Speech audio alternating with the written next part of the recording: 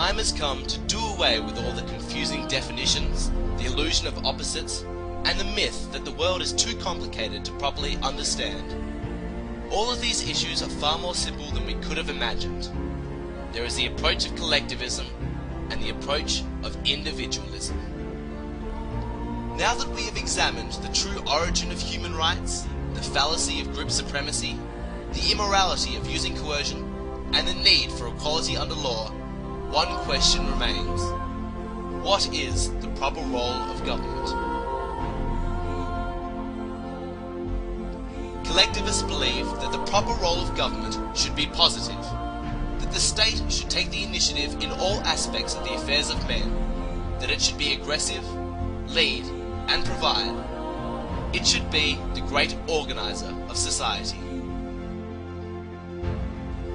Individualists believe that the proper function of government is negative and defensive. It is not to provide, but to protect. For if the state is granted the power to provide for some, it must also be able to take from others. And once that power is granted, there are those who will seek it for their advantage. It always leads to legalized plunder and the loss of freedom. If the government is powerful enough to give us everything we want, it is also powerful enough to take from us everything we have.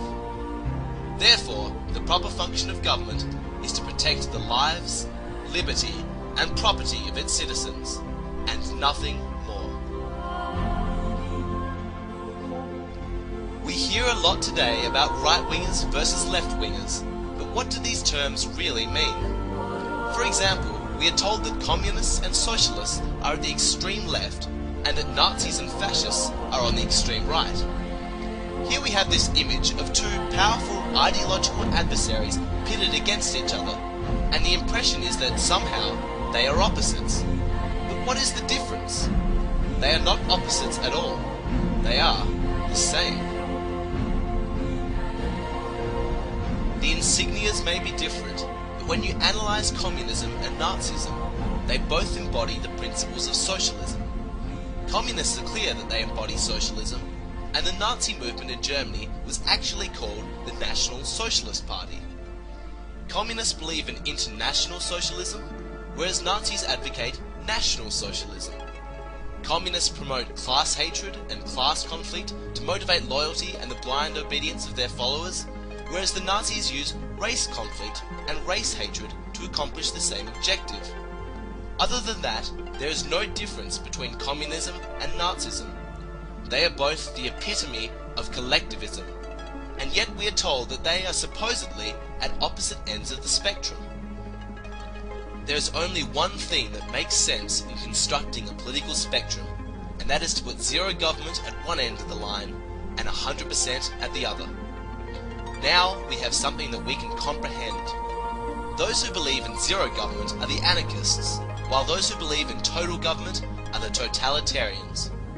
With that definition, we find that communism and Nazism are together at the same end. They are both totalitarian. Why? Because they are both based on the model of collectivism. Communism, Nazism, fascism and socialism all gravitate towards bigger and bigger government because that is the logical extension of their common ideology.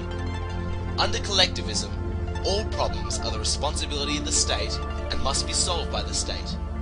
The more problems there are, the more powerful the state must become. If you accept the principle that government must solve society's problems, you get on the slippery slope and there is no place to stop until you reach all the way to the end of the scale, which is total government. Regardless of what name you give it, regardless of how you relabel it to make it seem new or different, collectivism is totalitarianism.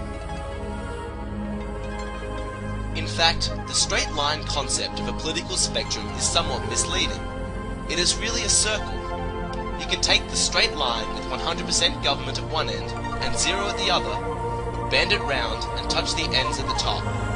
Now it is a circle because under anarchy, when there is no government, you have absolute rule by those with the biggest fists and the most powerful weapons. So you jump from zero government to totalitarianism in a flash. They meet at the top. When dealing with a circle, the only logical place for us to be is somewhere in the middle of the extremes. We need social and political organisation, of course, but it must be built on individualism, an ideology with an affinity to that part of the spectrum with the least amount of government possible, instead of collectivism with an affinity at the other end of the spectrum with the most amount of government possible. That government is best which governs least.